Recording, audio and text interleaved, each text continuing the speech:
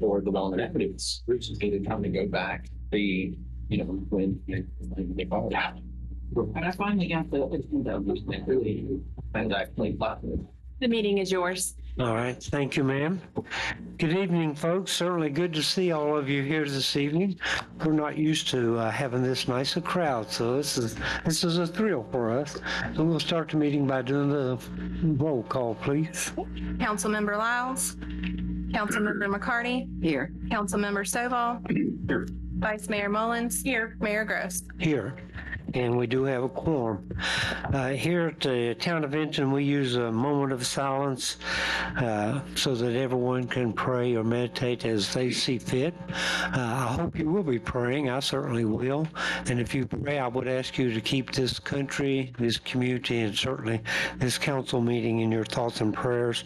While we're standing, we'll also have the Pledge of Allegiance. Is Councilmember Stovall going to lead us in that? I will, sir. So if you would stand for those two items, please.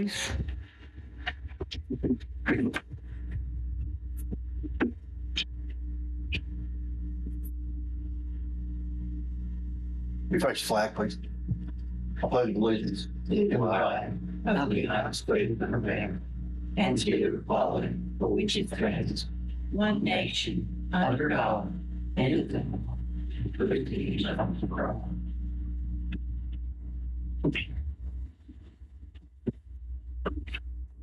All right. With that, we will move on to our community events, and Councilmember McCarty usually handles that. May the 25th, the town offices will be closed for Memorial Day holiday. Also on that day, May the 25th at 8 a.m., Boomtown CrossFit is hosting the annual Murph Challenge in honor of Lieutenant Michael P. Murphy. I'm sure that a lot of our police department will be participating in that. Yes, ma'am. June the 13th is Mingle in the Market with that 80s show at the Vinton Farmers Market. And Roanoke Bear Theater and the Vinton History Museum presents The Land and Liberty, the Vinton Show. It's a historical fiction one-act play about the founding of the town of Vinton. It has performances on Friday, June the 12th at 7 p.m., Saturday, June the 13th at 3 and 7, and Sunday, June the 14th at 3 p.m. It is, the location for this is Thrasher United Methodist Church on Washington Avenue. And when you go, you will enjoy live music from the Roanoke Valley Dulcimer Group, and the tickets are only $10. So we hope that you can attend that. That sounds like a fun event to attend. And I guess at this time, I'll just say that we were able to attend a small town conference in Chincoteague. That's the way she said it, Chincoteague. It's not Chincoteague, it's Chincoteague. But anyway, and I just wanted to, thank the town for seeking this out and allowing us to go. We learned a lot. It was a cute little place. We learned, but we also, I guess more so, was realized that we were doing the majority of the things and that they were suggesting that we did. So I do hope that eventually we'll be able to have that event here in the town event, because we have a lot to show off and a lot of accomplishments have been made. So we ate too much, and they had some good ice creams. Yeah. I'll let Lori and Mike tell you the rest of what we did.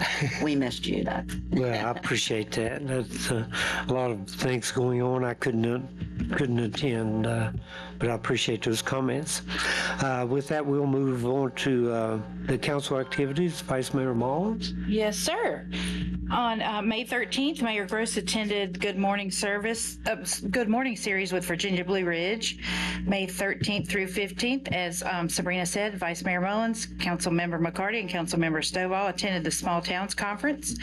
May 14th, Mayor Gross attended the Roanoke Valley Allegheny Regional Commission Executive Committee meeting. And just today, Mayor Gross and Councilmember Stovall attended the Finance Committee meeting. All right.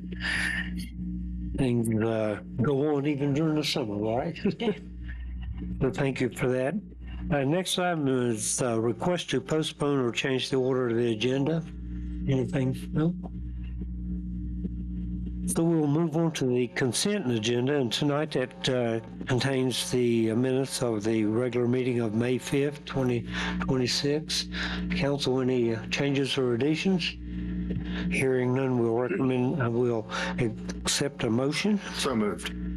I will second. Okay, we have a motion and a second. All in favor of approving the consent agenda, please signify by saying aye. Aye. Those opposed, same sign. All right, now we get to the fun part of the evening, the awards and presentations, and we will start off with our ALS awareness proclamation, and Councilman Stovall, I think, has that. I do.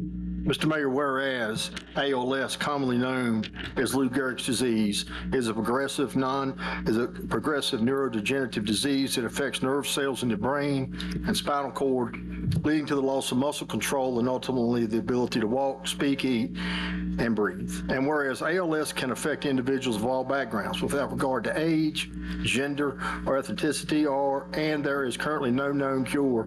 And whereas thousands of Americans are living with ALS, and countless family members, caregivers, healthcare professionals, researchers, and advocates work tirelessly to provide support, raise awareness, and pursue advancement in treatment and research. And whereas during the month of May, communities across the nation unite to recognize ALS Awareness Month and honor the courage and resilience of individuals living with ALS, while also acknowledging the dedication of caregivers and advocates. And whereas the town of Vinton encourages residents to learn more about ALS, support those affected by the disease, and recognize the importance of ongoing efforts to improve the quality of life for individuals and families facing ALS. Now, therefore, Bradley E. Gross and the Town Council hereby recognize May 2026 as ALS Awareness Month in the Town of Vinton and encourages all citizens to join in raising awareness and supporting efforts to find a cure for ALS. Thank you, Mike. I appreciate that. Did you folks want to speak tonight concerning ALS?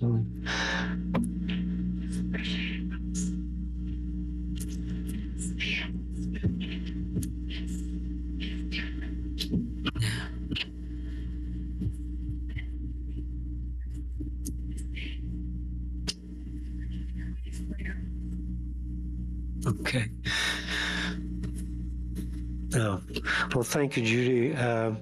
Please tell Jim we certainly will all be praying for him. He's a great guy, and he and I share a hobby, an old car. So I've known Jim. Yeah, he's a great guy. So we'll definitely keep him in our prayers. Thank you. All right, next item is the GBB CIDP Awareness Proclamation. Our good friend Rick is here with us, but we also have a proclamation. Are you going to do that one too? Yes, sir. Yes, sir. Okay, bear with me. I have to work myself up to this one. Whereas the month of May has been designated as GBS and CIDP Awareness Month to educate the public and to focus attention on Guillain-Barré syndrome and chronic inflammatory demyelinating polyneuropathy, rare, paralyzing, and potentially catastrophic disorders of the peripheral nerves, and the cause of GBS and CIDP is unknown. The length of the illness is unpredictable. It is characterized by the rapid onset of weakness and often paralysis of the legs, arms, breathing muscles, and face. Usually, months of hospital care are required, with patients and families facing an uncertain future, not knowing if and when recovery will occur. Some may face long-term disabilities of varying degrees. GBS or CIDP can develop in any person at any age, regardless of gender or ethnic background. And whereas in 1980, the Guillain-Barré Foundation International, now the GBS CIDP Foundation International, was founded to provide a support network to patients and their families through the national office headquartered in Philadelphia and its 180 chapters with more than 40,000 members throughout the United States, Canada, Asia, Europe, Europe, Australia, South America, and South Africa. And whereas Rick Forney is the liaison for the local area chapter, serving as the link between patients, physicians, nurses, and families. The foundation provides educational materials, including a comprehensive booklet, GBS, an overview for the layperson, and newsletters, as well as funding medical research and conducting symposia. And whereas the Foundation's Medical Advisory Board includes prominent neurologists active in GBS and CIDP research, leading physicians in rehabilitation medicine, and physicians who themselves have had the disorder. Now, therefore, Mayor Bradley E. Gross and the Vinton Town Council, on behalf of the citizens of our town, proudly proclaim the month of May 2026 as GBS CIDP Awareness Month in the town of Vinton. Encourage all the citizens to recognize the importance of raising awareness for GBS and CIDP. Thank you, Vice Mayor. You want to present that to our good friend Rick? And Rick, if anything you needed to say or want to say tonight, please step up to the mic.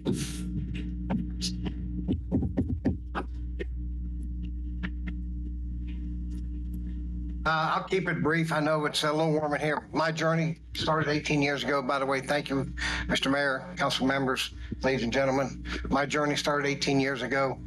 I drank contaminated water, didn't know it. Within 2 weeks, ended up falling, shattering my femur, was out of state, 17 days in a hospital bed in Pennsylvania. And I vowed that I would help out. It's a passion I've got. I'll continue this until I'm no longer around. And I just found out last week we've got a gentleman in the hospital here, been in the hospital for over 2 months, 89 years young, and 2 months into it, he still can't stand up. And he's wondering what's going to happen. For him, I don't know. It's just a matter of time. The good thing is he is diagnosed. They know what it is. But again, I can't thank Town of Vinton enough. You guys step up every year, helping me raise awareness. Thank you so much. Thank you, sir. Good to see you. I appreciate you being here. I'm going home to get some. Yeah, there you go. And I overlooked this. Mike, you want to present the proclamation to Judy?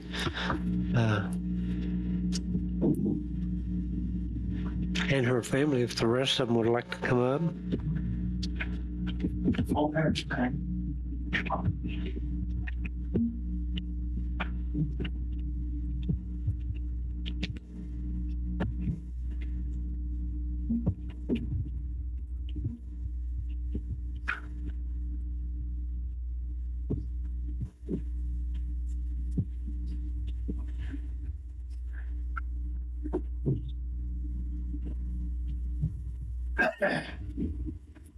Thank you, Mike. I forgot to mention that earlier, so I appreciate you taking care of that. All right, with that, we'll move on to National Public Works Week proclamation. Ms. McCarty? Whereas public work services provided in the town are an integral part of our citizens, institutions, businesses, and industries' everyday lives and well-being, and whereas public support of the importance of effective and efficient public work services such as street maintenance, sidewalk repair, solid waste collection, recycling, traffic signal and sign maintenance, snow and ice removal, and stormwater collection improves the morale and the performance of public works staff. And whereas the health, safety, economic growth, and quality of life in our town greatly depends on these vital public works services. And whereas public works staff also provide critical response capabilities, experience, and support in the times of emergency. And whereas the efficiency of the qualified and dedicated people who staff public works is positively influenced by the citizens' attitude and understanding of the important services the staff provides. Therefore, Mayor Bradley E. Gross and the Town Council of the Town of Vinton, on behalf of all our citizens, do hereby proclaim May the 17th, 2026 to May the 23rd, 2026 as National Public Works Week in the Town of Vinton. Thank you, ma'am. Jill, do you guys keep those proclamations down there, or they just stay up here? Good, you can present the proclamation then. You knew we were going to trap you into something tonight, right? Yeah. Yeah.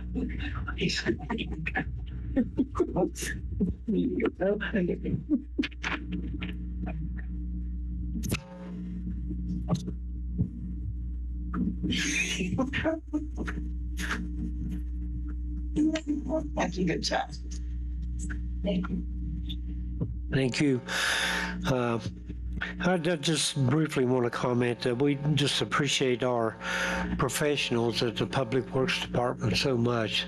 And of course, Cody's got some recognitions here in a minute, but I like to say, and I think it's accurate, that our public works folks touch the lives of thousands of people every day because they keep this town prepared no matter what the weather is, whether it's really, really hot like today, they're out there, or even in really cold days when they're clearing snow and stuff like that. And they do a tremendous job. I really admire those folks so much. And besides that, they make us look good, don't they? They do. Yeah. We get a lot of positive comments about our Public Works Department. So thank you folks for all you do all year long, not just this week, but all year long. So thank you very much. Cody, I understand you have some recognitions? Thank you, Mr. Mayor, members of council. It's not a competition for the best public works department, but it is always nice when you win.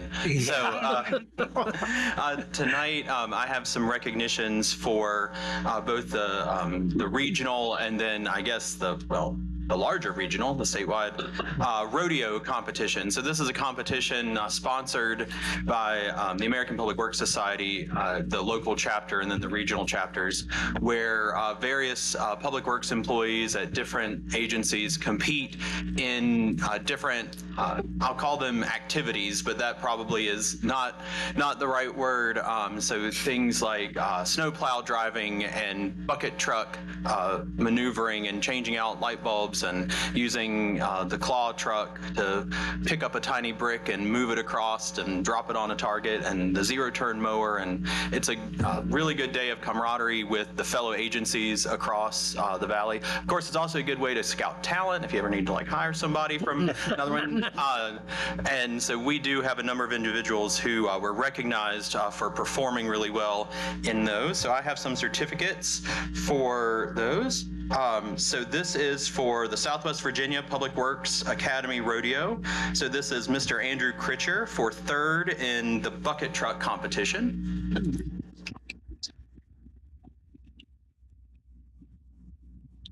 Now, so just stay on the front row that we want a picture.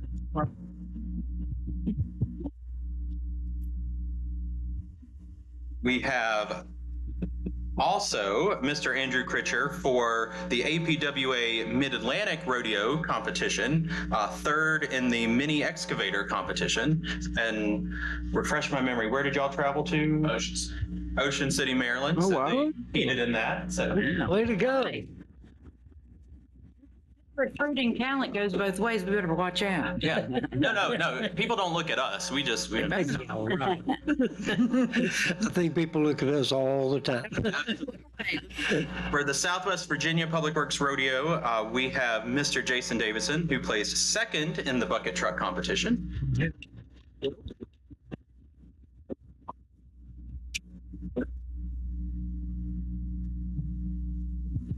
And then Mr. Jason Davison in the Southwest Virginia Rodeo, first in the knuckle boom competition.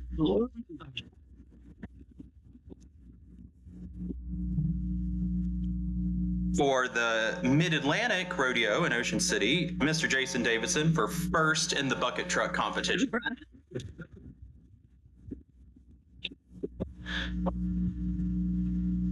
And I don't, he's here, but Mr. Chris Lawhorn in the Southwest Public Works Academy Rodeo, first in the zero-turn mower competition.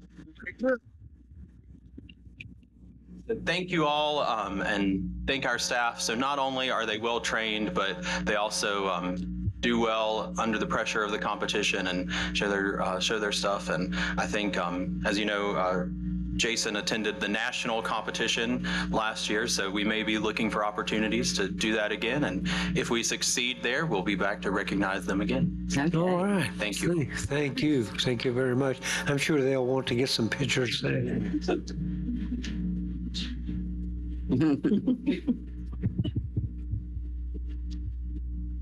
Pick one of your certificates.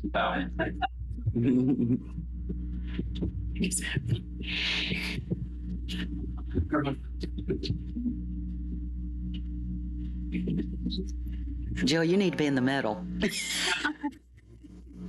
There you go.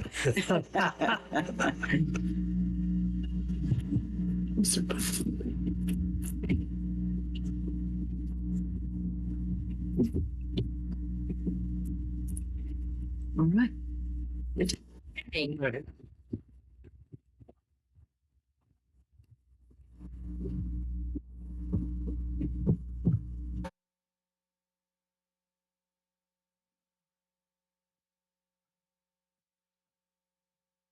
Go right ahead, sir. Great. You got some more Yes. awards. So this is often one of my favorite awards to announce, just because it is a labor of love. You all know how much I personally love budgeting and how much of a nerd I am on that.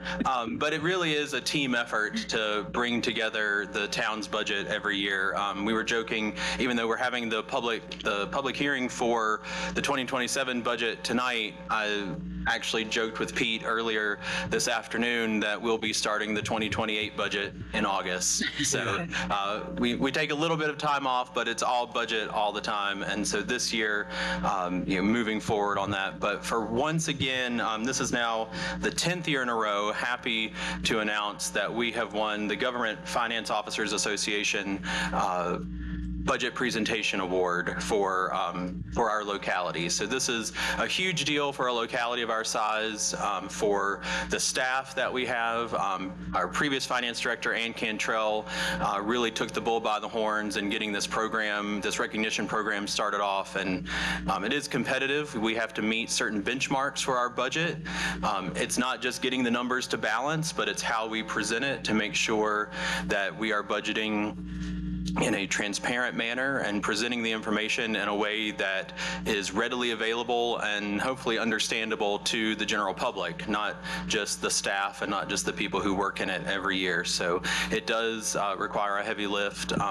This year for the 2025 budget, not just from the town manager's office and staff, including myself and the town manager and the town clerk, but also the previous finance director, Andrew Keene, and then of course Tiffany and Kimberly and their staff all coming together. And then of course the department heads who really do the yeoman's work on this. We just collect the information and balance it and bring it to you all in a condensed form, but the department heads, the managers, the staff every day, they work in this. They really trim the numbers and make good, prudent choices, and then really just bring the needs to us so that we can deliver the best services to the citizens and the businesses of Vinton. So this really is a huge team effort and a good feather in the cap, especially once again for a locality of our size. Not many localities with our size of staff can pull this off. So the fact that we've done it 10 years in a row and we have now filled up our plaque of all the medallions. So next year, when we get it again, we'll be asking for our next plaque to fill up. So thank you all. All right.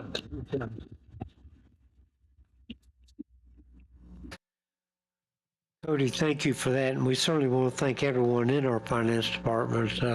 You folks do a great job, as obvious by the 10 years of the award. And what you said I thought was very well put. it's hard to pull off something like that 10 years in a row. I mean, that's really saying something. So it's just an indication of the level of professionalism we have in the finance department. I think it's really important. So George and I were talking earlier about how well things are going in town, and George, you've seen some reasons why when your staff gets awards like that, you know. So, and My name is George Baldwin. Okay, hang on, George. George, Not yet, not yet. we'll call you. I got you out of order. I'm sorry. Yeah, I'll call on you. I know, my fault. It's But all if right. you'll have a seat, we'll call on you a little bit later. Okay. Okay. Thank you. Sorry about that, George. All right, citizens. Yeah. Citizens' comments and petitions. This is for anything that's not on the agenda already. I don't see anything, so we'll move on to our briefings. And Mr. Mayor. We do have some. Yes, sir. We have 3 citizens to speak. Oh, okay. Duh. Yes, of course. And we will start with you, George. You can come on. Yeah, up. now you can State come your up, name and George. your address, please. I'm sorry. We got all out order there. And George, I just would remind you and everyone speaking tonight that we do have quite a few things on the Okay, I agenda. understand. It ain't gonna take it that long. Yeah, 3 minutes. I want you to listen to me and Mr. Mayor, Mike. I'm speaking, I've been around this town now 30 years off and on. I worked out of Richmond as a police officer. I got hurt in line of duty. And then I went on after I got hurt. I came back here. I became a manager for the dam site up here. And then after the dam got built, I went back. Doug and them and Mary Sue put me on board for the secretary office for public safety. I know what I'm talking about up here, Mr. Mayor. This boy right here is a chief. I saw him 5 years ago with Tom, and I told Tom, I said, Tom, you better hang on to this guy right here because he's going to bring you places, and I mean it. I know what I'm talking about. I'm very proud to be in this town. I love Sabrina. I love you, Brad, and Pete. And I met Assistant Chief Lawless back there the other day, and he seemed like he's got his act together. Yeah, I came around Sunday, and I kind of walked my dog through downtown sometimes, and I got me a K9, as you know of. I love him to death, and the guy was looking over your equipment, and the guy came to me. One of your officers stopped me. He said, "We don't get paid enough." I said, "Well," because I'm going to go talk to you. And Chief, Brad, Pete, I want you to listen to me. I've seen it grow up. I've seen this town grow up in 30 years, off and on. You had some bad officers, there's some good officers in this town, and you know what I'm talking about. And nowadays, what I see between these two right here and Scott back there, and I think y'all guys has got y'all's act together.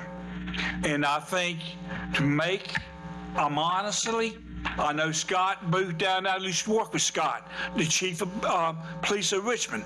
Matter of fact, I encourage some people to go after him.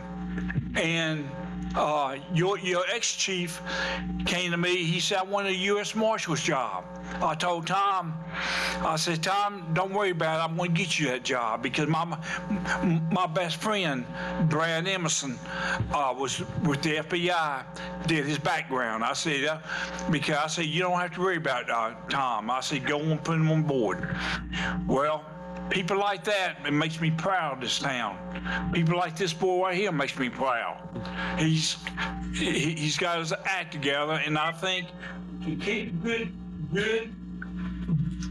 department, you got to pay and you got to honor your men. you got to support your men and all. And these guys need your support, and I appreciate it. Honestly, I started off in law enforcement back in the 70s, making $7,100 a year. Yeah. But George, we appreciate you, and I hate to cut you off. and that I know the went off. Yes, sir, it did. But that's okay. And I'm up here supporting these guys. Well, And I hate to cut you off. We you won't appreciate cut you me a lot. off. Yeah, otherwise you're trying to tell me keep my mouth shut. Well, thank you, George. We appreciate it. Thank you. And we agree wholeheartedly. Yes, we certainly do. We agree with what you Yes, sir. said. Thank you, George, for those comments. Good job. Okay, Okay. we will. Thank you, George. All right, next we have Miss Skylar Stoltz. If you can come to the podium, state your name and address, please. Mayor, Good evening. members of Town Council, my name is Skylar Stoltz. I reside at 316 Cedar Ave here in the lovely town of Vinton. And I come before you tonight as a town citizen who deeply cares about the future of our town and the future, the strength of our community and those who do and have dedicated their time to service for it. Over the past few years, I've noticed what has felt like a decline in community involvement, morale, promotion of our town, and an overall lack of connection between town leadership, employees, and residents. I understand leadership decisions are often difficult to make and that there are certain details the public cannot always be made aware of. However, I believe it is important to recognize the long-term impact these decisions can have on the trust and confidence a citizen has on the town, as well as the viability and the infrastructure that keeps Vinton going. As we all know, there have been recent situations regarding town employees who have served this community for more than 10, 15, or more than that years, with the utmost dedication, care, and respect, and ultimately were terminated without what appeared to be transparency, respect, or acknowledgement of their dedication to this town. Regardless of this policies or circumstances, I believe, and I'm sure many other citizens would feel the same, that these employees deserve to have the same care that they gave this town. My intention tonight is not to criticize any individual or the town. It's just simply to promote and plant seeds of thoughtful reflection on how the town can foster a better work and community culture that values transparency, communication, and appreciation for those that serve our community each and every day, even on their days off and weekends. But I just respectfully ask that the town council just reviews leadership practices and workplace cultures within this administration to ensure that employees are being treated professionally, ethically, and with the respect that they've earned through years of service, and work to rebuild community engagement. The way the employees are treated can greatly influence workplace morale, public perception, and the willingness to reside here in Vinton and how the residents will feel. It's important that the residents feel connected, informed, and confident in this town's direction. As a young adult who is looking to place my permanent roots here in Vinton, hopefully, I do find myself continuing to second guess that decision due to the above mentioned matters. So thank you for your time, and y'all have watched me grow up, so thanks. Yes, we did watch you And grow go up. Mountaineers. All right, yes. Thank Let's go, you. man. Thank you. Thank you, Scholar, for your comments. We certainly appreciate that, and we're very, very proud of our staff and all of our staff and for what they do for us every day. And things are going well in Vinton. I think things will run well, but I certainly appreciate your comments. Thank you. All right. Next speaker. Yes, I'm letting them reset the clock. Oh, you may be the only one that gets an award like in forever for going under 3 minutes. So.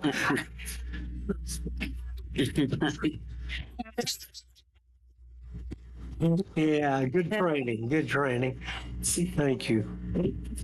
Okay, looks like we're ready. Miss Gloria Carlton, come to the podium.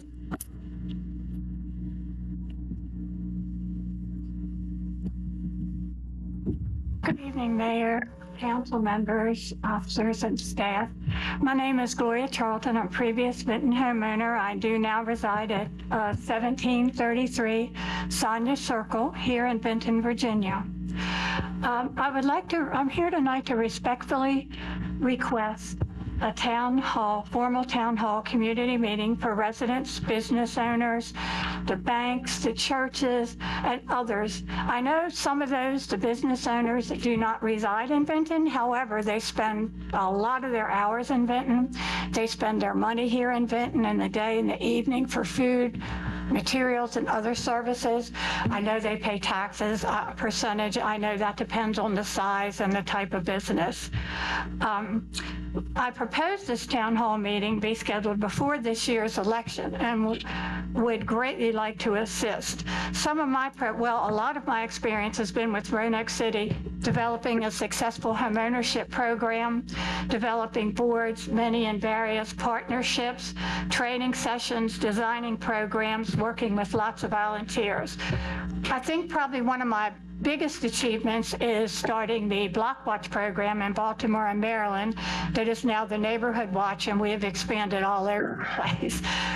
We started that way back in 1979 before McGruff was hardly a little sketch on paper of the crime dog.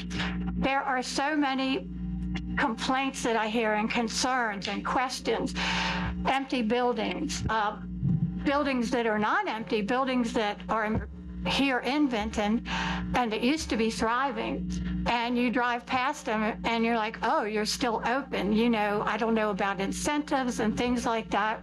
I also get concerned sometimes about the contractors and the work that's being done.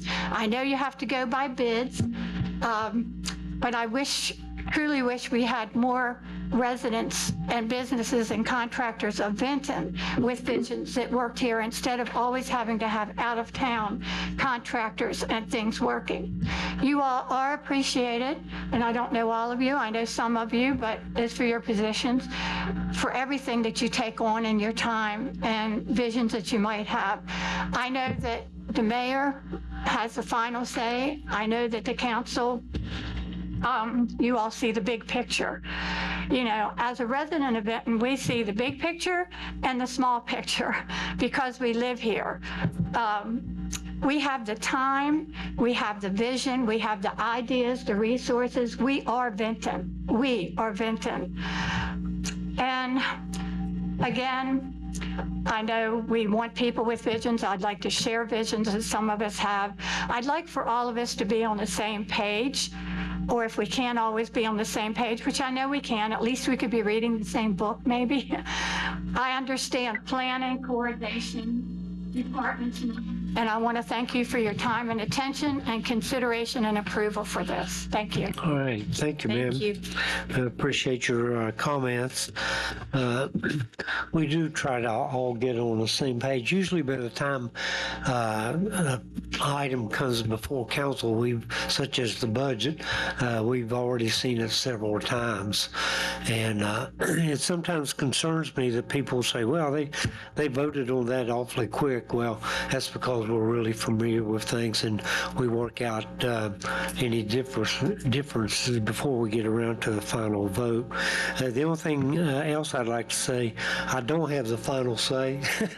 A lot of things that come before council, but we all vote, each of us have a vote. All right, but we appreciate your comments so much. Thank you. Okay, I've really messed up the order for tonight. So I think we'll move on to the briefings, right? Council, by the way, did y'all have any other comments that you want to make? I think you're good. Thank you. Okay. Thank you, Mr. Mayor, members of council. This is obviously, just as you said, not the first time that you've heard the budget presentation. I will try to be direct and to the point, but please, at any point you have any questions, feel free to stop and ask questions. Excuse me, Pete, before you start, in case anyone's wondering, council has a monitor up here, and very often we look down there. We're not, no one's nodding off, but we're looking down at the monitor, and it's very, very helpful. And I thank you for putting that there, Pete. Appreciate it. You're very welcome. Well, as you've stated, I'm here tonight to present to you the FY27 Town Manager's recommended budget. Again, we've reviewed this a number of times, both at the budget work session and Cody's presentation just a couple of meetings ago. My goals for tonight will provide you with a few items. We're going to review the revenue and kind of where we stand on both past years and what we're anticipating for this upcoming year. We're going to look at our current fund balance and review some of the use of that fund balance in recent times. And then we're going to get into the meat of the expenditure budget, talking about the department overview, the personnel, kind of pull that out because that is a big component of what our budget is made up of. Support of community organizations, which I know is important to council to continue to support those groups who do such great work for us in the community. We're going to talk about the CIP, and we've made some adjustments based on your feedback from the council work session. And we're going to talk just about in general that the budget is balanced. So as stated, revenues. I'm going to speak from my printouts here, if you don't mind. Total operational revenues are currently sustainable, as we spoke about. This is a tight budget year. It's essentially a flat budget. The revenues, we've done pretty good over the last few years and seen some great growth in some of our larger revenue line items. However, our forecasting is showing and modeling showing that that's starting to slow. And so if it's not if it's not declining, it's at least we're showing some flattening. So it's just a word of caution that we need to be continuing to monitor. I know that's something that we all as an internal team, when we're rebuilding the budget, we start this process, as Cody said, very early into the new budget year. We really get into the meat of it around the first of the calendar year. And so we're constantly monitoring quarterly revenues, the 6-month trends to kind of see where we're going. We also talk to our counterparts in the field. We're not in this alone. We have a lot of local governments, a lot of expertise, and I know a number of our staff, including myself, we reach out to our colleagues in the field to see what others are seeing and what they're thinking and how they're building their own budgets. As I said, some of the major revenue streams, we've seen some significant growth. We'll review a few of those in a moment. There's been a couple of years now where folks have been cautioning about a potential recession. It depends on which news article you read on kind of where that is, but it's something that we're, again, monitoring, and that is a liability to us because we do rely so much on kind of consumer-based taxes such as meals tax. That's our largest meals tax, and then the pari-mutuel. And as the economy changes and slows down, those things are likely to be impacted. So it's something that we're continuing to watch. The fund balance reserves, we're fortunate in the town. We've got a healthy fund balance. There was a short time ago, not long ago, that we were barely getting by with kind of what our reserves were on the books. So it's good that we've had that for when we need it. We have used that pretty frequently lately. We've made some great improvements in the community with the park, replacing traffic signals and doing additional robust paving schedules and acquiring properties for blight abatement and redevelopment. So I think we've been very proactive, but it has come at a cost of drawing down those proceeds. And some other things that's on the horizon to be looking out for. Again, our projections are our expenses, just like at your home finances. Things are costing more, power, fuel. Our expenses are outpacing our revenue. So while we've got good, steady revenue growth, there is indication that those two data points are diverging a little bit. So that's just something we're continuing to watch. However, we do have some positive things on the horizon. We have a hotel, as you know, under construction that promises to bring not only the bed tax that the town will receive, but also just those additional stays. We have a lot of visitor attending Vinton for various events, coming off the Parkway, the Smith Mountain Lake, weddings, other events, soccer tournaments, and we have no place for them to stay within the town. And so anytime you have a visitor to town and they leave your community to go elsewhere, that's where the money's going, is where typically where they're spending the night. So we feel like that can be a really good double benefit for us of the direct revenue from the hotel, but also that visitor spending.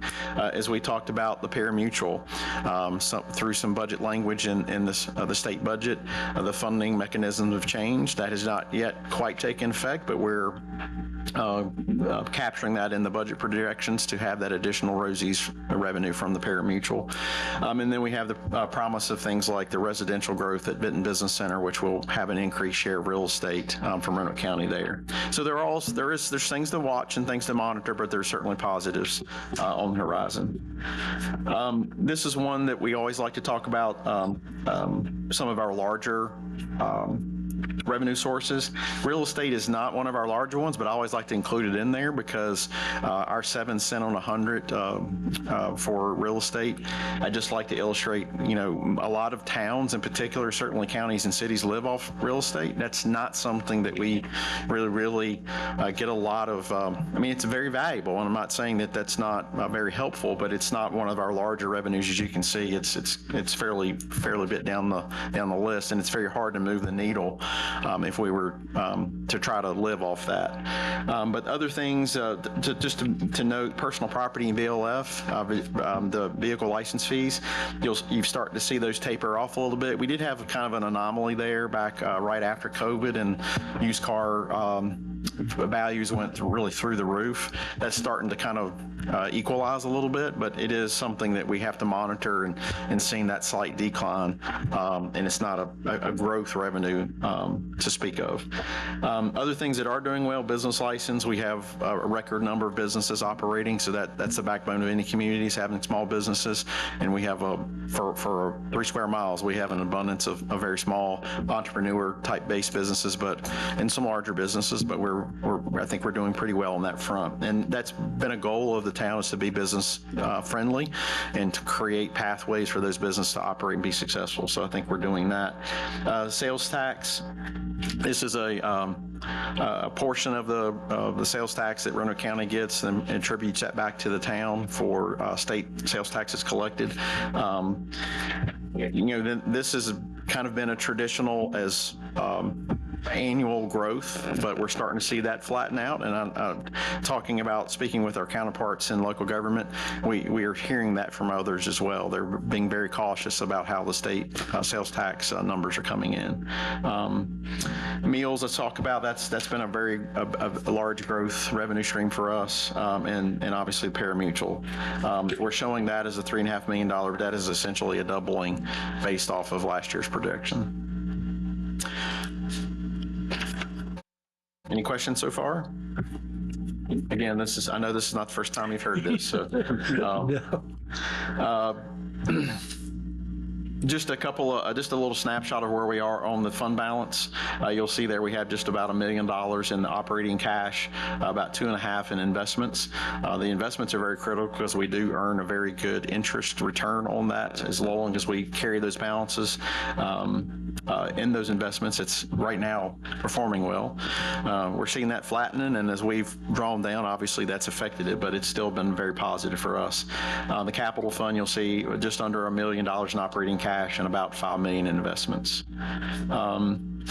I won't go into those great details, but just in the sense of we have drawn down those fund balances for things like the park project. That was a direction from council as we were planning to phase in the park and kind of build it into our operating budget, and council, I think very wisely, asked us to go ahead and get it done, and thankfully you did, and we have a wonderful amenity up there, and I can't even begin to describe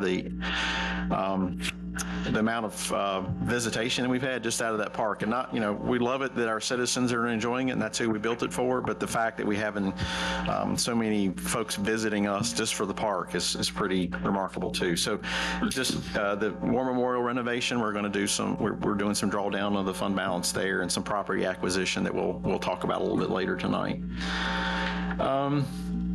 Expenditures, get into the big picture there.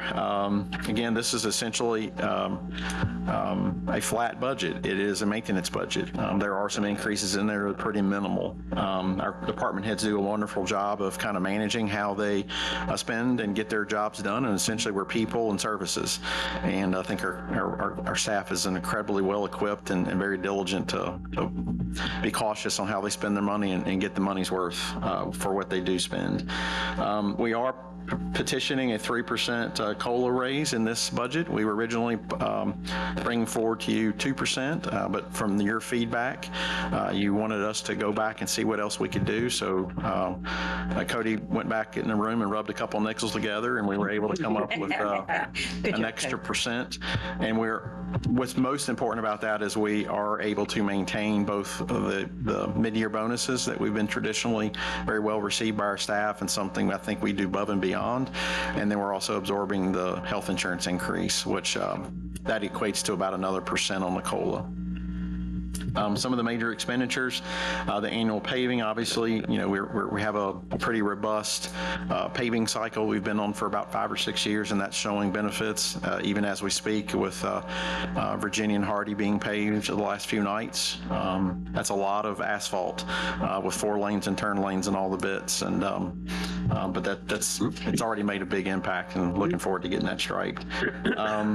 We have, as you'll see in a moment, the CIP. There's a lot of equipment purchases in there and a lot of planning for future renovations and community development projects. And then the economic development performance agreements. I think there was a slide that we talked about in the work session where we showed kind of how previously the town did not do performance agreements, but we've seen the benefits of what we've invested has come back in many-fold in redeveloping vacant properties, putting in assets that the citizens and businesses can benefit from. So we're continuing. This is the next big year of that. There's kind of 2 years back to back where we've had a lot of projects hit, the hotel, Gish's Mill, and some other little smaller projects, but certainly similarly impactful. But those are all kind of piling up right now. Those are a lot front loaded. And so, we put those incentives out, but the dividends will be paid off in the long run. So this is hopefully one of our last bigger years of the performance agreements, but that is a large expenditure this year. Just things to look out for. There's been some talk in the General Assembly about collective bargaining and how that potentially could impact local governments. That could be a large dollar amount for the town to potentially consider in the future. That's something we're keeping very close tabs on. We have to do a large public works project at 3rd Street and finish up the Garthwaite Bridge. So we've got some big expenses out there lingering, and we'll talk about that just a little bit more in the CIP. The payroll budget, again, this is our largest, it's a lot of people. It's 74 employees, but it's our largest single expense, and that's we're approaching, I guess we're getting close to $8 million now in our payroll budget. Again, the 3% cost of living cost us just about $200,000 to implement that. That doesn't cost the additional $62,000 for the health insurance absorption, and we're able to maintain it in the mid-year bonus as I stated. And then that information there on the right, the recent salary increases. I think council has wonderfully tried to elevate some of our compensation across the board, particularly for our PD and public works. And I know George had a lot of positive things to say about that. We're not done, and we're still not where we'd like to be. We try to be competitive in our market, but we also like to reward our employees. So, we're continuing to strive to keep doing that. But I think it's evident just in the last 2 fiscal years, the increases that the council's committed to. And we look to hopefully continue to do that and do more. I won't go into great detail here. You have it in your packets if you care to wish, but this is just a breakdown of kind of our individual services or departments. And this is the two takeaways there is our two largest departments, and as far as cost is the police department and public works. But I think you would agree, and you've put your money where your mouth is, that those are where the services really, the rubber meets the road, figuratively and literally. And that's where we get the most bang for our buck, and that's where most of our people are. So therefore, that's the true largest single expenses. And then we've making a substantial commitment there in a capital improvement for our capital projects. So if you have any questions about those, happy to talk about it. I guess the other one to highlight is the performance agreements at a little over 700,000. Moving on. Community organizations. We're supporting our community organizations to the tune of about $100,000. I misspoke there. But the breakdown is there. We've traditionally had a pretty small group of community organizations, but very impactful community organizations. And I think this is the year that we've met our goal to, we were hoping to get to 10,000 for the Boys and Girls Club. And I think we've met that with this recommendation, but also with the wonderful idea of the selling of the street signs that we had. We're going to have a recognition and a nice additional contribution to the Boys and Girls Club at next council meeting. And then the joint local government services, those are things that we support regionally. So we are partners with our other local governments in the Roanoke Valley primarily to support those other functions. There's a couple blanks there just because we haven't finalized those numbers, because the Greenway Commission and the Blueway Commission is a little bit in transition with how they're being organized. And there's a funding mechanism that's still yet to come, and it's in the attorney's hands and looking at that. But those are fairly minimal dollar amounts, and we'll right size those budgets when those things come. So any questions there?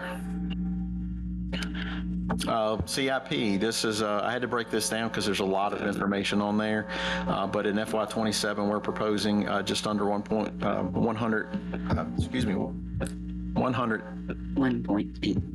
Why can't I get that out? 1795. How about that? But we can spend it. You'll see the list there. It's a lot of equipment replacement for public works. You know, it's great to provide compensation for our employees, provide great health coverage, but it's also very important to provide good vehicles for our staff. So the equipment that they need, we've made some strides both in PD and public works to provide their daily drivers and get those up to par. But these are some of the larger equipment that they need to do their job and do it well. And it's just like trying to bang in a nail with a screwdriver. You really need the right tool to get the job done. So we're trying to be efficient and replace those tools as they come for us. I won't go into great detail there, but those are pretty self-explanatory. But there's a lot of equipment and a lot of planning for either town facilities or facilities that will support things like the police department and what they do on a daily basis. I won't go into any additional detail in years out, but you can see next year we're proposing 1.6. Gosh, I cannot get this out. Why is it so hard? And then we've got FY 29, 30, and 31. So we typically do a 5 to 7 year CIP. We're currently at a 5-year. Things change for us as they do for all local governments. We only fund the first year. So all the other outlying years are kind of a juggling of priorities at the present time. But you can see kind of what we're proposing for the next few years. So about $9 million in total over 5 years is pretty substantial. I mentioned some of the threats and opportunities, just to reiterate that, kind of the threat of a recession, the personal property values are kind of flattening or on the decline, potential legislative unfunded mandates, if you will, and then depleting some one-time reserves and opportunities, potentially revenue adjustments that we do control, the Vinton Business Center and that housing proposal that is yet to get underway, but things are moving in the right direction, and then some of our economic development projects that should materialize in the coming months and years. Almost there, last slide. This is just shows you, I think it's a good illustration. It's my favorite slide. I think Cody said that last time, but this is my favorite slide. It very much breaks down a very large, complicated $15 million budget into a couple, just a couple very simple illustration. So you can see we are proposing a balanced budget. Appreciate Cody and Tiffany and everybody that worked on getting this together. It's never as easy as they make it look. We spend a lot of time in the department heads giving us good budgets to work with to start with. But then when we kind of sit down and compile that, everybody's willing to give up, to give, and do a little extra with a little less. But it's my pleasure to present to you a balanced budget for FY27.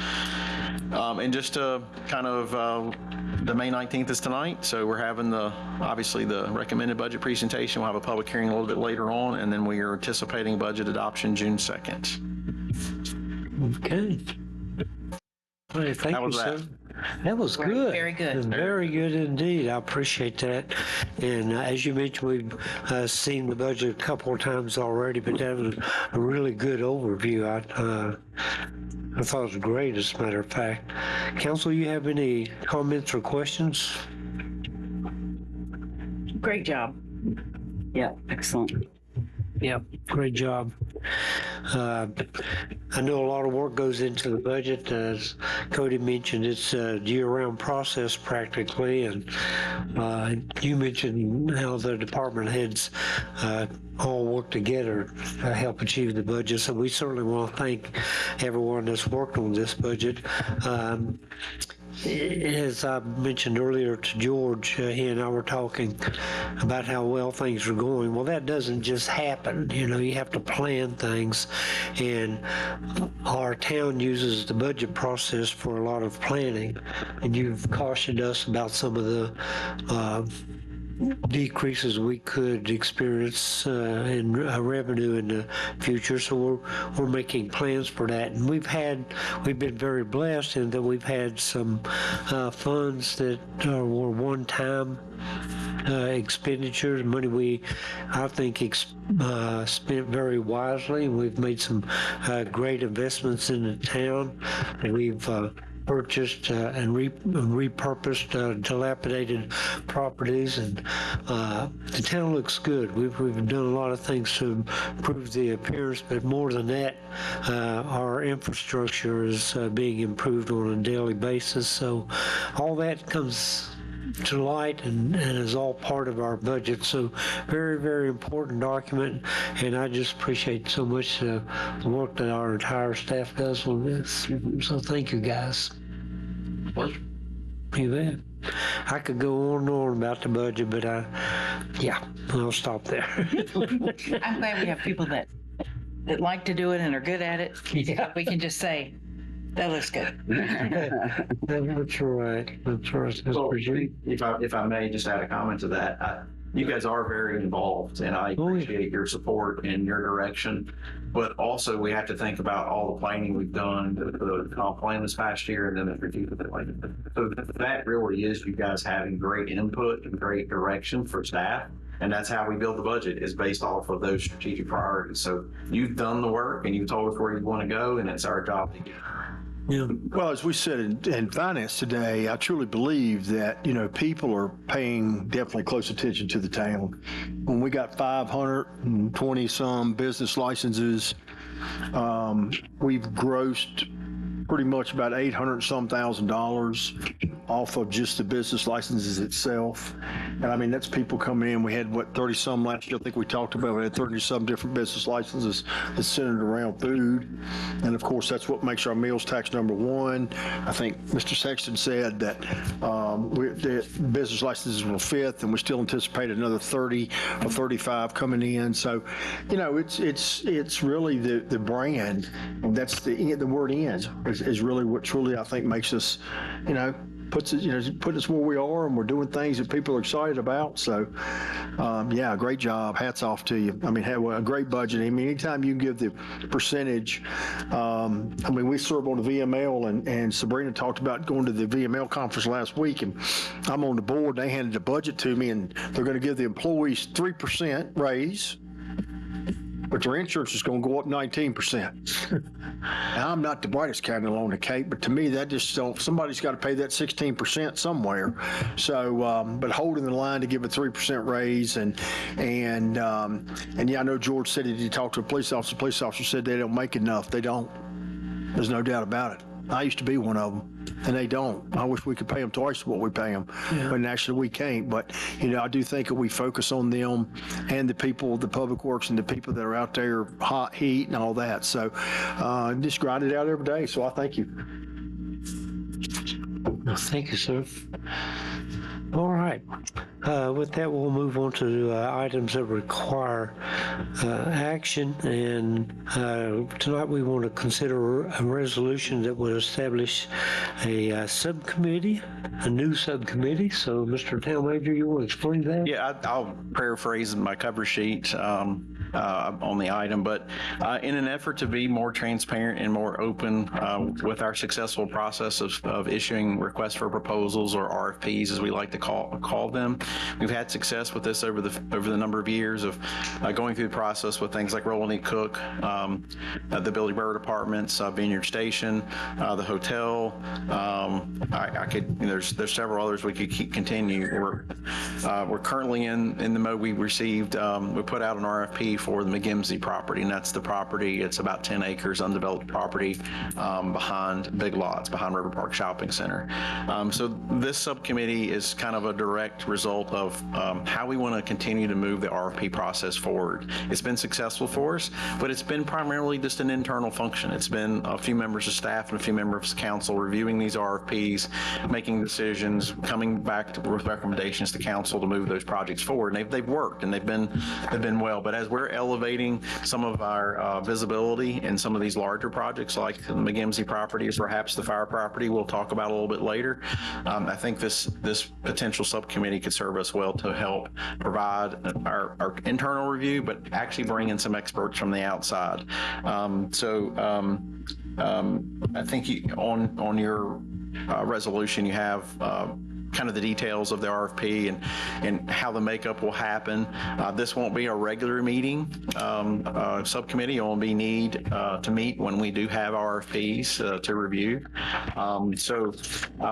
The two members of the Community Development Committee, Sabrina McCarty and Keith Lyles, are currently in that committee and will continue to serve on this subcommittee as well.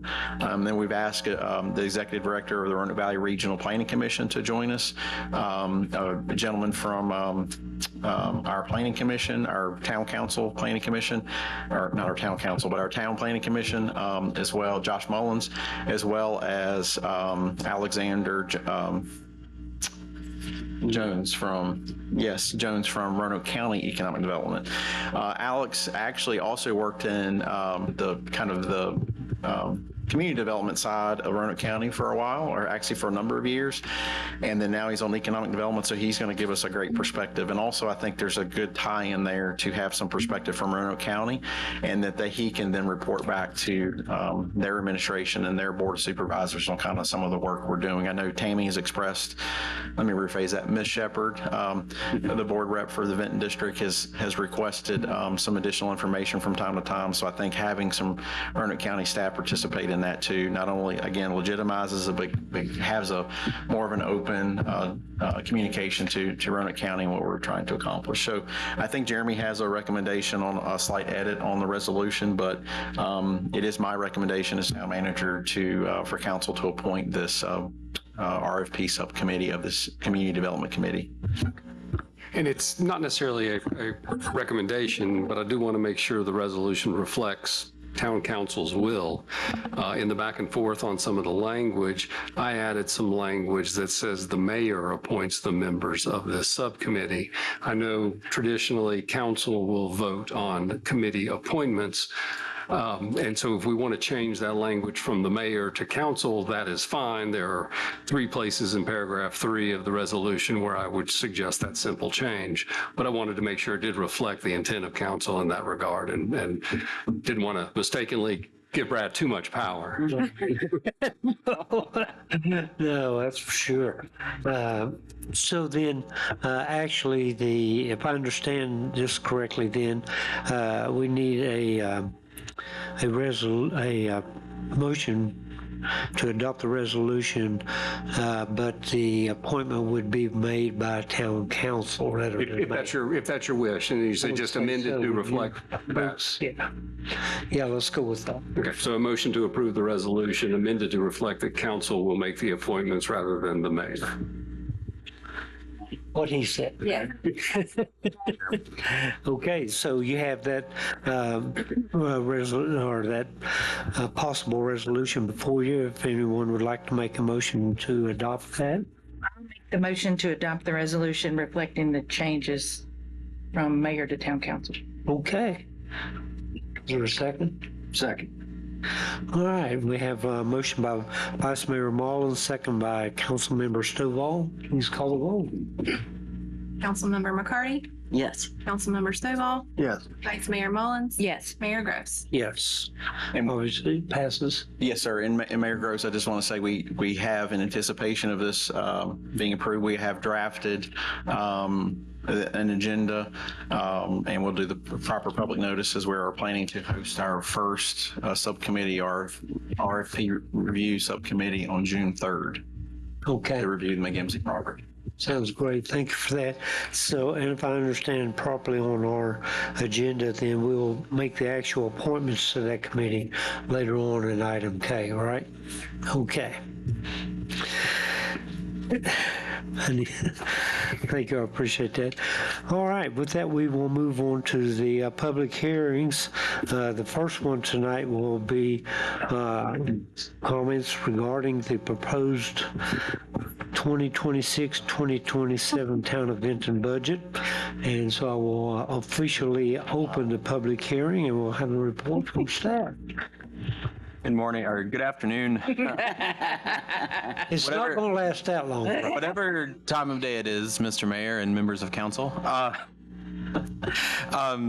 Typically, when the budget public hearing is held at a different meeting than the town manager's presentation, we have a brief presentation just to recap those items. But given the town manager's presentation tonight, I will respectfully just say ditto.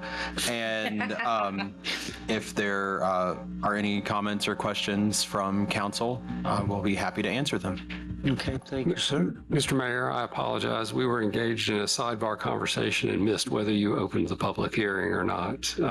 Pardon me? We missed whether you opened it or not. We just were not. I think I did. Okay. Officially. Cody says you did, so we just wanted to Yeah. make sure. No sidebar talk. I know you got to do that just because I mess up so much. But yeah, we are officially in the public hearing and we've had our report from staff. So now we will receive any comments that the public would like to make concerning the budget. I don't hear any comments. So, council, have any questions or comments? No? All right. I have a lot if we had air conditioning, but since we don't have air conditioning, I don't have any. Yeah, that was strategic. Strategic plan. Yeah, so I'll officially close the public hearing, and as noted on the agenda, we'll take action on the budget on June 2nd. And with that, we'll move on to our second public hearing for the night, and that's to take comments concerning the rate changes for the Vinton War Memorial, which will be effective May 19th, 2026. Let me officially open the hearing, and we'll start with staff report. Andy, I think you're up.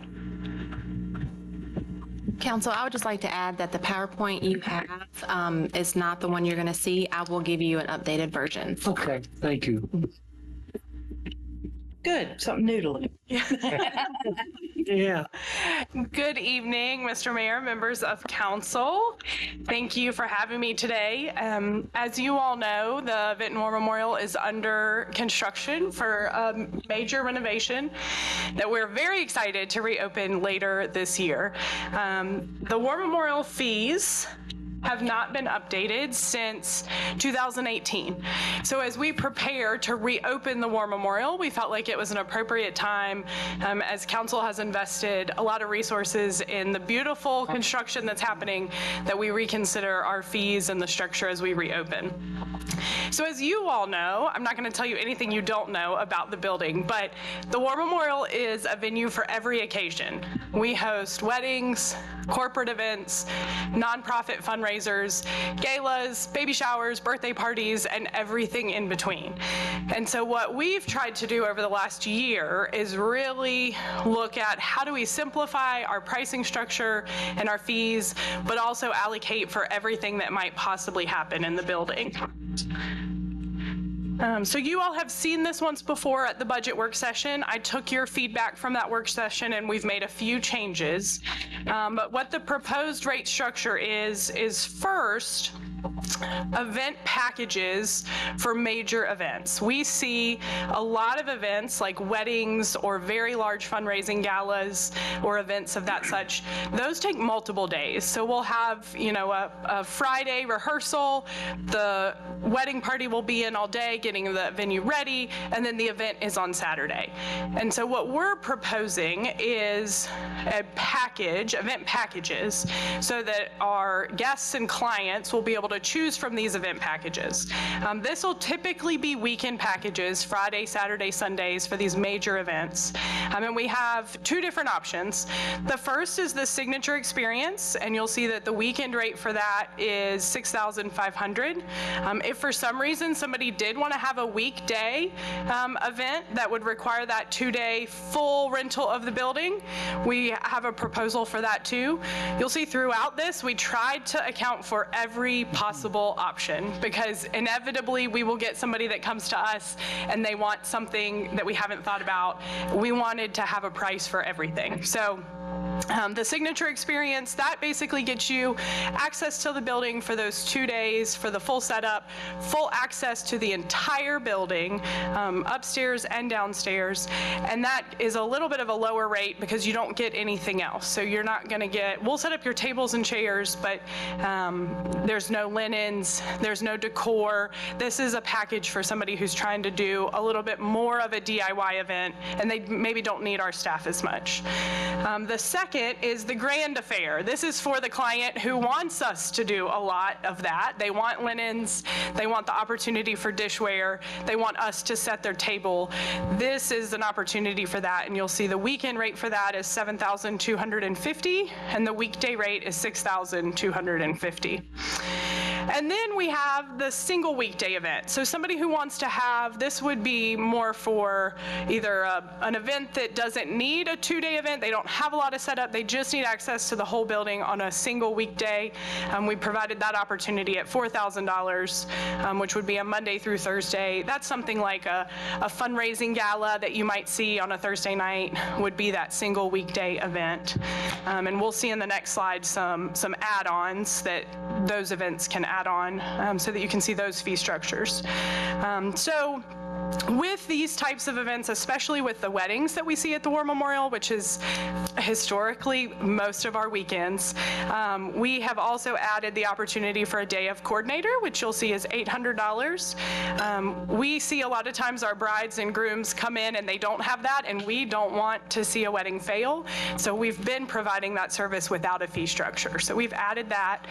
Additionally, we've added the opportunity for just a ceremony coordination. Maybe you don't need us after the wedding, you just want us for the ceremony. That's $350. I mentioned we'll talk about the add-ons of linen and dishware here in a moment. And then another fee that we've added is the ceremony fee. We've done a lot of market research over the last year to see what is everybody else charging in the event space here in the Roanoke Valley and in Virginia. And this is very common. Our staff has a lot of labor and manpower that's needed to flip a room to set up for a ceremony and then create the full ballroom into a ceremony, a reception. So we've added that fee as well. Some of the add-ons that we've added, these are traditionally things we have access to, but we have not had separate fees for them. Linens, we're proposing $15 per table. Dishware, $150 flat fee.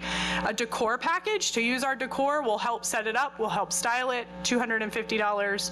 And then obviously the wedding ceremony, which I just discussed, at $1,000.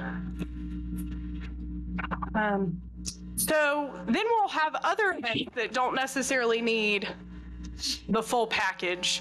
So then we also have hourly rates. So these are the proposed hourly rental rates for the weekday. Some of the feedback we got from council last time was to make sure that the South Ballroom and the North Ballroom equaled the Grand Ballroom or the Dogwood Ballroom. So we've made that adjustment. I won't read all those to you. You all have seen these, but we did make that tweak. So these are our proposed hourly rental rates. And you would see a lot of our weekday clients who are potentially corporate trainings or just need the event for a short amount of time. They don't need the full building. They don't need the whole day. This is where those would fall into.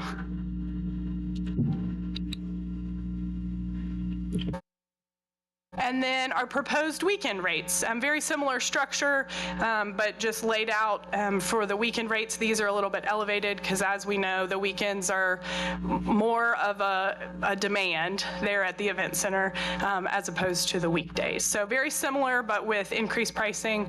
And so, excuse me, you'll see, if we had a weekend event that needed additional hours, even though they've got a package and the 2-day, this will help us be able to adjust for that and have some flexibility.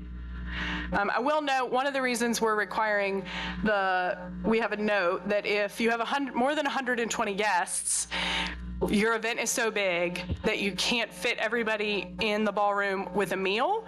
So you'll see that caveat of 120 guests. We would require folks to rent the Dogwood Ballroom and the library, and we put their buffet in the library just to help with seating. I know that's a lot of information. Any questions, comments?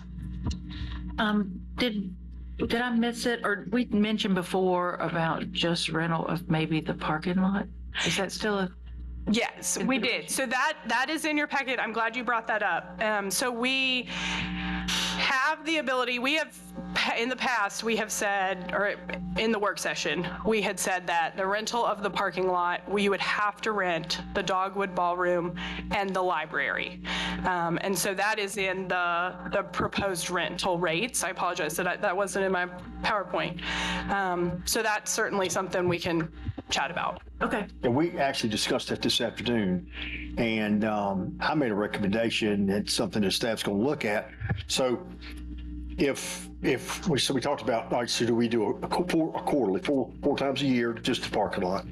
Now, if you put it on the calendar and you rent the parking lot, and then I rent the parking lot today, and you call tomorrow, and you want the whole package, you've already rented it to me, and I've already signed a contract. Right. So I said, how about looking at the possibility of renting our new parking lot, using it instead of offering the Warmer Memorial parking lot. They rent the new McClone parking lot, park at the Farmers Market, park at Vinton Baptist, park at the lot across the street from the fire station, and then we don't have to put the parking lot itself out there. Yes, right. We've got just that parking lot, and then we get Randy to develop us a fee schedule for that parking lot.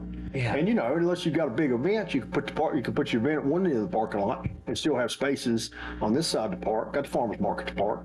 And then I also said, as far as the parking lot, Sundays, we can rent it any Sunday anybody wanted it, because typically the weddings are over with and all they're doing is cleaning up. So, right. Yeah. Okay. Yeah. But we all were in agreement that we wouldn't do the lawn anymore. Right. Yes, correct. Okay, thank you. So tonight we'll just adopt the fee structure, but then in the future we'll also come back, our department will come back to you with policy updates that you'll also have to review and approve. And so we can build some of that feedback that Mr. Stovall brought up into those policies. Well, Mindy, I gotta say, I think this is a really complicated, lot of moving parts, but you've done a great job in simplifying it as much as possible. Like I said, a lot of things going on there. And you mentioned trying to anticipate everything. Well, good luck with that. But But you've done a great job. It covers most of it, that's for sure. And she did say today that when they took the chandeliers down, that room's big. That room's pretty high. I know. Alcohol on the chandelier. I was the town manager. I wasn't going to say that in chambers, but. I'll say it. I mean, from what? Okay. All parts. Sorry, we missed that. Yeah, right. It was a bodacious party. Yeah. Interesting. But to your point, Vice Mayor Mullins, it is, and Jeremy, correct me if I'm wrong, but the parking lot is still in the rates as they're proposed. So I think that if council wants to take that out or consider a change to it, we should probably consider that in the motion with the resolution. I'd like to take it out right now and give staff the opportunity to look at maybe some options. Yeah, because like you said, somebody's always going to want something that you hadn't thought of. Maybe they get a prize for coming up with something that stumps. Right.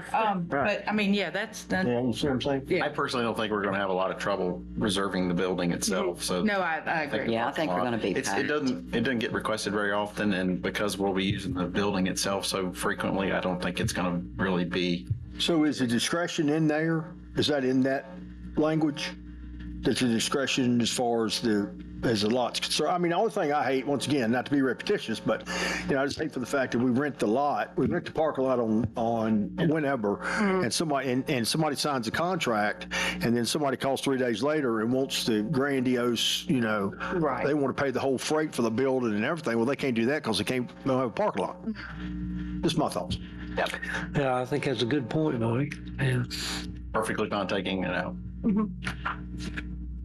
I think it's a good idea. That'd be my recommendation, just to take it out right now and let staff, let staff look at it. I mean, we can always, that's when we can put it back. I mean, we can add an amendment to it at a later We date. have somebody with a little bit of experience. Okay. Yeah. Yeah, it is. Off, it gets tight. Might or might not get tight.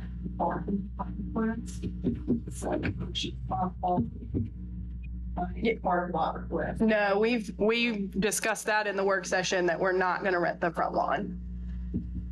Okay, good question. We're better equipped to host events downtown than we were as well. Oh, true. We have that ability to use that. And because we have some great active businesses now on nights and weekends, we have other amenities that hopefully folks can visit. And so the more that we can bring downtown helps us as well. Yeah. And that may be something that we want to advertise on an event, for people to have events. You got some place you want to have an event, you want to stand in the grass, you got a parking lot, you got bathrooms, anyway. Yeah, that's true. Yeah, because it's right there at the farmer's market and everything with the parking lot and the farmer's market. You'd have a pretty big event, actually. Mr. Council, do I have to make that in the form of a motion? Well, we're still in public session, so let me get this squared away first. You didn't hear me anyway. Thank you, Okay. Mandy. I have a couple of them. We received the report from, yeah, what a night. Good grief. Why did we even print this, right? We received the report from the staff. Public comments, Mary Beth, did you have anything else you? Okay. Okay. Any other public comments? No. Council, anything else you want to discuss? Any comments? No? All right. And then we will officially close the public hearing. I'm going to ask you, Council, my question again. Please. So, I was hoping you were going to ask it again because I'm confused myself. So you want the ability to lease the parking lot or rent the parking lot? No, I want right now, it's in this draft agreement. The parking lot, the lease of the parking lot, the War Memorial.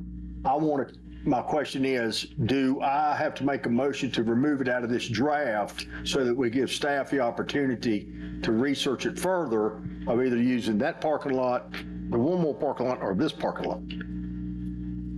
I don't know that you have to remove it in order to have them look into that issue and then come back with a follow-on recommendation. The question just is whether you want this. The language says that I'm looking at it, this is what you're talking about, Mike, is the following events require rental of both Dogwood Ballroom and Library. and it lists events utilizing the parking lot as event space. And as I understand this, it says if you just want to use the parking lot, you also have to rent the dogwood ballroom in the library. Is that right? Okay. Yeah, but the point I made earlier was that if somebody rents the parking lot, the dogwood, and the library, signs a contract is in place. They've now tied the parking lot up. 3 days later, somebody calls and wants to do the whole freight of Right, things. I get that, yeah. And so, if you don't want them to be able to, I mean, I assume they're paying for the dogwood ballroom and library, so I don't know how much you're actually losing at the end of the day, revenue-wise. probably. We wouldn't be. That's why we tied it to, you have to rent the building in order to get the parking lot. So we were trying to give us an opportunity because we don't know what events may come up. So I thought hold on one second, because I thought we talked about this in finance, but anyway, we'll try it one more time. What I would propose is we not rent the parking lot. We can make that agreement. We will not rent the parking lot. As an event space. Right. Just take it out. We'll just take that out. Okay. Yes. Yeah. Sorry? Yeah. Work for you? That was my question. Okay. And then I would say you make a motion to approve the rates as proposed, except removing the ability to rent the parking lot as an event space. That's my question. There you go. You answered my question. So you want to make that motion? I do, sir. Thank you, sir. And so we have a motion by Council Member Stovall. Is there a second? I'll second. Second by Vice Mayor Mullins. So where we were still having discussion for council, we now have to close the public hearing We did. He did. and then had council discussion. Yeah, he closed it. Yeah, he closed, Mike asked the question after he After he closed it, yes. It's all right. It's confusing up here. Okay, so who was the motion? Mike. Mike, Made the motion. Second? me.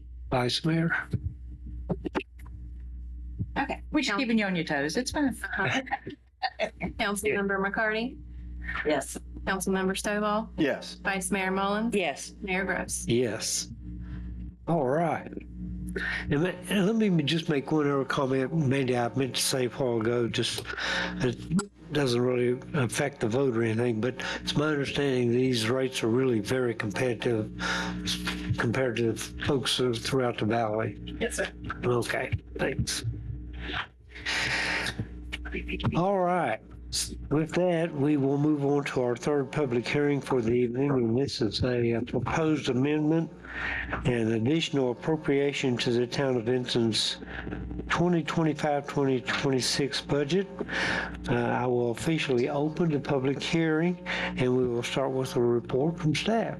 Good evening, once again, Mr. Mayor and members of council. So we've done so much looking ahead to next year's budget. This public hearing actually looks at the current year's budget and the amendment for this year.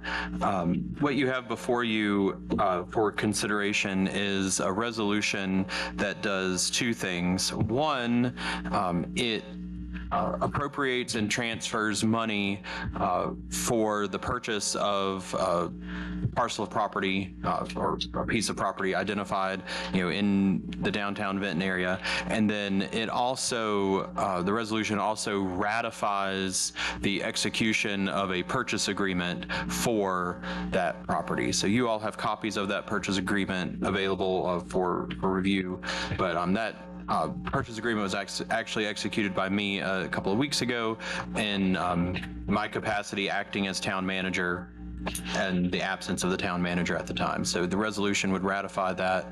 And for the movement of the money, the agreed upon purchase price of the piece of property is $250,000. In order to have a little bit of extra money for any closing costs or other associated fees, we've allocated an additional $10,000 for that. So total purchase of $260,000. The money for this purchase is coming from interest interest earnings in the capital fund of $80,000. So those are sort of earnings on just the money that we hold in those fund balances. So this is appropriate to use those funds as a one-time use. And then the remaining $180,000 for the purchase is coming from unassigned fund balance within the general fund. Once again, one-time monies fit for this use for the purchase of property. So if you have any questions, I'll be happy to answer them. And Mayor Gross, if I may just add a few comments to that. Cody's done a great job of kind of identifying the money, the mechanisms that we need to make this transfer. And there is a press release that's been issued to provide some additional background on the item. I think, Debbie, you received that earlier today. So, we've been working with the property owners for quite some time. It is in the heart of our downtown, so it's very important to us to have some involvement and proactively redevelop that site appropriately. So appreciate council's support of this. I know we all spoke about this individually several weeks ago when the opportunity came about, but it's something we spoke about for many, many years now since all that kind of transpired. But appreciate council's support, and there will be a lot more opportunity for council input and council involvement in that. Certainly the RFP review committee will probably come into play when we get to that point to redevelop that site. So it's not the town's goals to own this property in long term. We're just going to facilitate this property be redeveloped, so we're going to be a temporary owner in all practicality. Okay, thank you, sir. Appreciate that. So I guess that's all the report from the staff. Is there any public comments on this item? All right, council, you have any questions, comments? I'm excited to see this moving forward. Yeah, amen. I agree.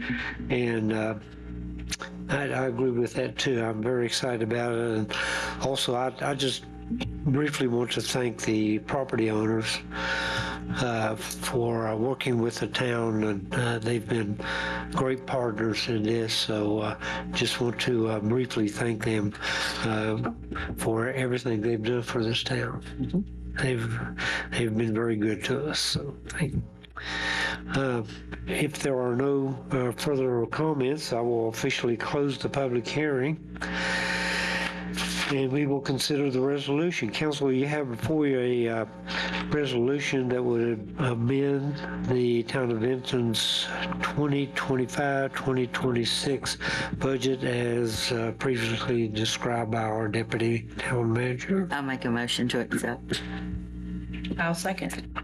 Okay, we have a motion by Councilmember McCarty, second by Vice Mayor Mullins. Please call the roll. Councilmember McCarty? Yes. Councilmember Stovall? Yes. Vice Mayor Mullins? Yes. Mayor Gross? Yes. Thank you. All right, we'll move on to some appointments to our boards and commissions. And of course, this is for the committee that we just previously established. And Vice Mayor, I think you have some information. Yes, sir. Staff will recommend that the following individuals be appointed to the newly adopted RFP subcommittee of the Community Development Committee with terms effective immediately and expiring January 1st following the next town council election. Upon expiration of the term, members may be considered for reappointment. Councilmember Keith Lyles, Councilmember Sabrina McCarty, Josh Mullen, Alexander Jones. Additional individual after agenda packet was released is Jeremy Holmes. The following town staff will be on the subcommittee: Richard Peters, Jill Loop, and Nathan McClung. Okay. That's the staff recommendations. Would you like to make a motion? I will make a motion that we approve the recommendations for the committee.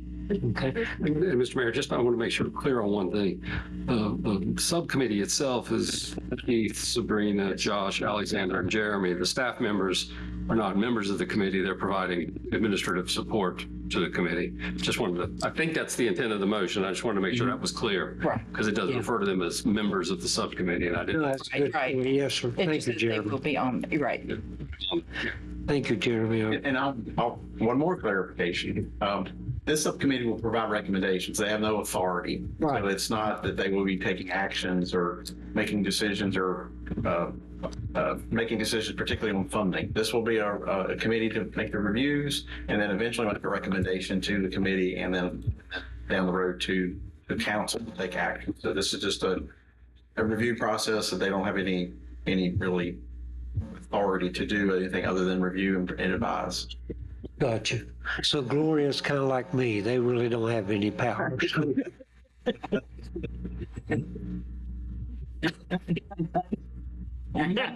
We do too. We do too. We do too. So we do have a motion to approve the recommendation from staff. Is there any discussion, any comments, council? No? And we will entertain a second. Okay, I should. Second. So, okay, we have a motion. Motion, what a night. I have a motion by Vice Mayor Mullins and a second by Councilman Stovall. I made the motion. Please call the roll. Are you sure? Yeah. No, I'm not sure. Yes. Councilmember Stovall? Yes. Vice Mayor Mullins? Yes. Mayor Gross? Yes. Okay. on, Tiffany, help us. Tiffany, yes. Nice report. Thanks for coming. Oh, boy. I'll try to keep this brief. Thank you, Tiffany. Don't use big words. Yeah, because we don't know. Number. Okay, thanks. Will do. Please don't ask us to make a motion. No, I will not, just an approval. What a bunch of praise. Alrighty, the Finance Committee met this afternoon to review the April 2026 financials. And prior to the financial review, the committee was briefed on several items that have also been updated for you guys tonight, which was the RFP issuance, the proposal for the War Memorial pricing, and also a gateway credit card processor change for the War Memorial and the Treasurer's Office. In regards to our finances, the general fund revenues and expenditures remain sufficient to meet budget goals.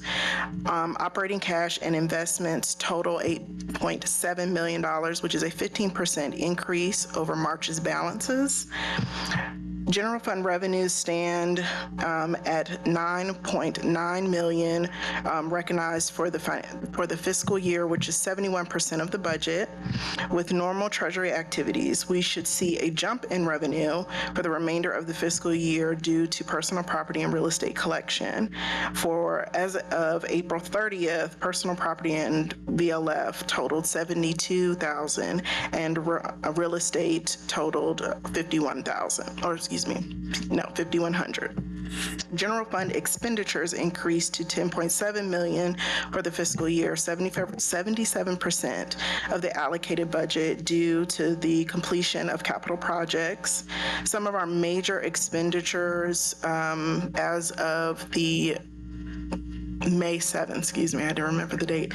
The May 7th AP run was our Police Academy yearly dues, the purchase of the Greenway Disc Golf Course, and the final payment for the park equipment and installation.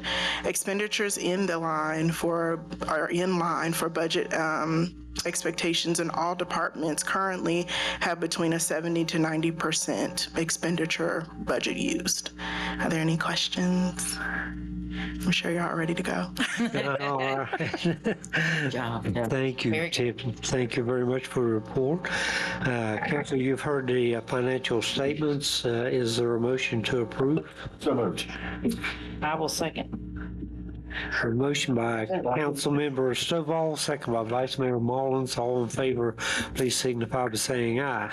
Aye. All opposed, same sign.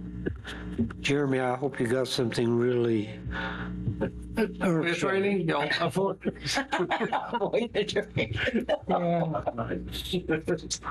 tried to convince him that a tie would go good with his shirt.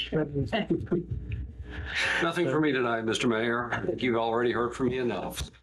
Well, thank you. Pass the baton on to Mr. Peters. Thank you. We appreciate your help.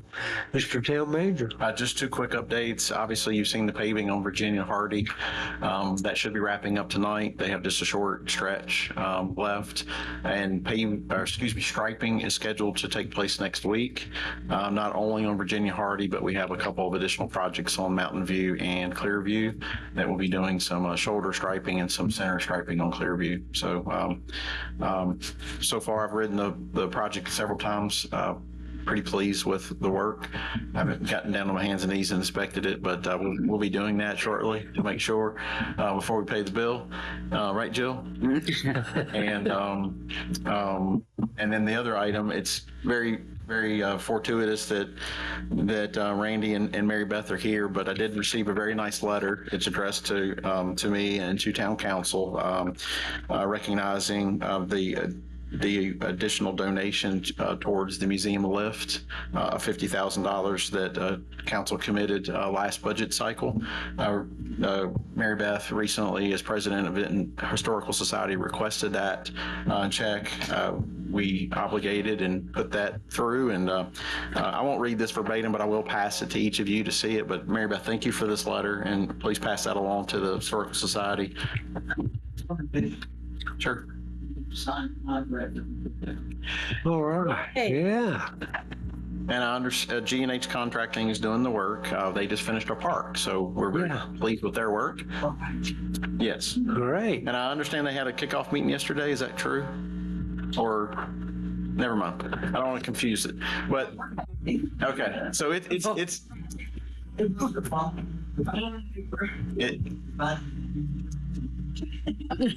several of our town staff are consulting on that project. So Jamie Hurt primarily, but there are others such as Toby. I think Toby's here. And there's several staff that are contributing to that to assist the Historical Society get that lift in. So looking forward to getting that. It's been several years in the making, and I know the Historical Society, the volunteers have done a lot of legwork themselves to try to raise funds and receive grants and facilitate kind of the contractor meetings and so we're looking forward to getting that underway. And I think we're looking at about a 3-month construction window, give or take. Shorter. So excellent. Well, there you go. Cool. That's all I have. Very good. Very good. That is exciting news. So, yeah. Sharing.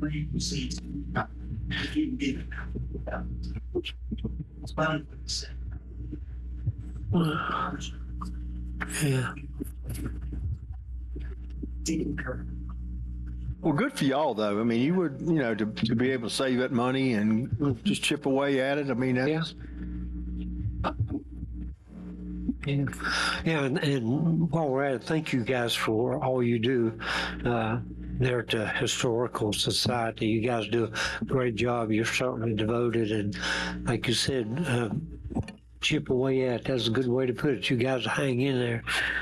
While we're at this point, kind of off the agenda, can you imagine that? Did you want to do any promotion for this, Mary Beth? Okay. We're excited about it. A local actor, David Walton, planned and it's centered around in 1781. Governor Thomas Jefferson signed a land grant to Christian Vineyard and Greek Tavern. And basically, it's the land between Lake Creek and Wolf Creek. And some service centers around there. And Vineyard family, there's 8 actors, and diligently practicing, and things are really going to come together. We're actually on the Methodist Church donating space for the play. There's a dinner that can be added to the online parts and go to the website. Right. For the evening, Saturday. It would be something that you would eat back into fun. Really?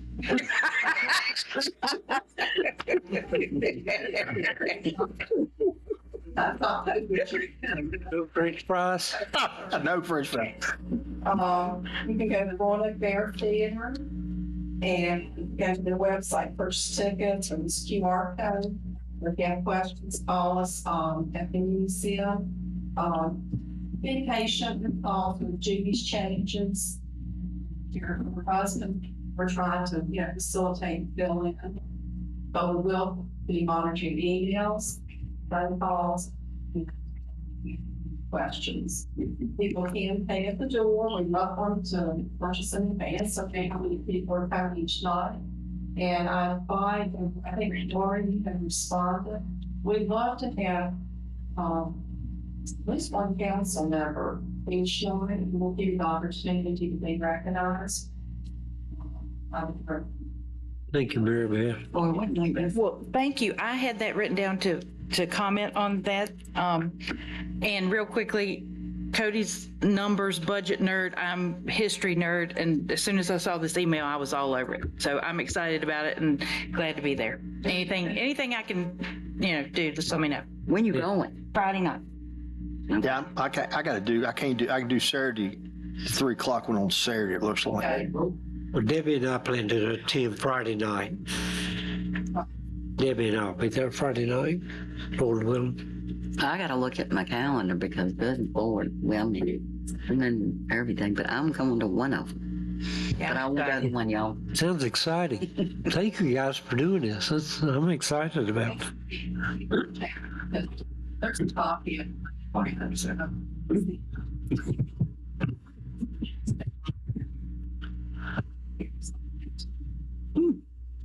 Yeah, and we've got a couple historical documents. I guess they're out in the hallways nowadays. But all right, with that, I'll finally turn it over to the town council for their comments. Councilman Stovall, you have anything further this evening? I'm afraid to talk. We'll let you. Go on. No, I'm going to go ahead. All right. Well, I wanted to say the Small Towns Conference was fantastic.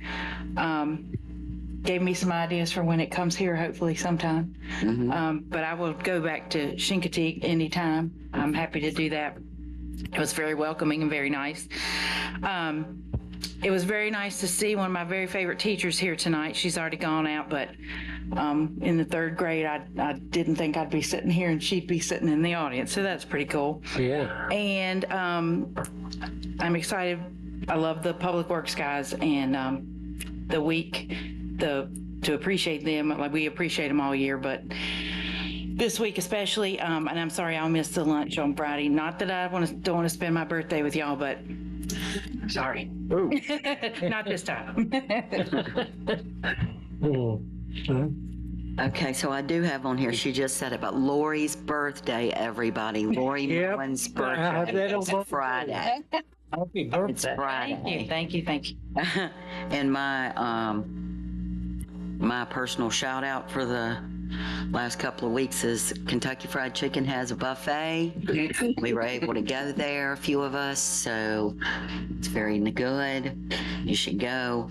I think we're one of the few KFCs that has a buffet. But anyway, very good, very, very good stuff.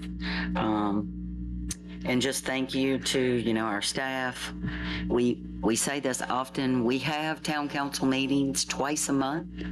You can learn a lot from coming to these meetings about what we do, who we recognize, how we pay, there's usually never a town council night that goes through without us saying how important our staff is to us and how they are our biggest asset. So I hope that they know that as well. But we love our guys and we want to keep them forever. So we're going to take care of them. Gloria, we're going to take care of them. And I guess that's it. Thank you. Well said, Sabrina. We certainly try to take care of our staff, and as Mike mentioned before, we not only wanted to do the 3% raise, but also pay the insurance. And I think that's very important. Doesn't do very much good these days to get 3% if you have a 19% increase in the insurance. So we do appreciate our staff. I hope you guys know that. So, I too had on my list, happy birthday. Thank you. It's great being 25, isn't it? It is. Yeah. Over and over. Mary Beth, I'm looking forward to the play. I think it'll be great. I too. So I've been reminded recently, sometimes it's our job as elected officials to dispel rumors and, kind of make sure the correct information gets out in the community. And once in a while, rumors will crop up involving the mayor. And one did this a couple of weeks ago concerning a young man that we go to church with. He was driving by the War Memorial. And of course, as you guys know, War Memorial's under renovation. A lot of equipment sitting around, and you can tell the building's being worked on. The bottom windows are, have wood on it. Top windows have paint wrapped around them and stuff like that. So this young man looked over to his father and said, "Wow, is Mayor Gross and his young wife having a girl?"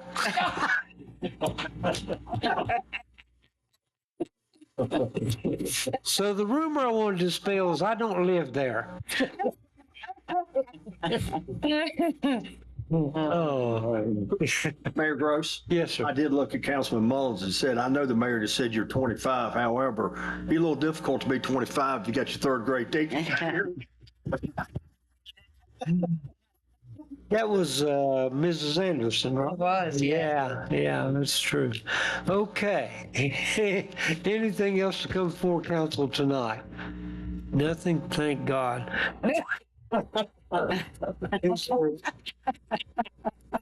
Is there a motion to adjourn? Motion to adjourn. I'll second. All in favor, please signify by leaving. Thank you, folks. God bless you.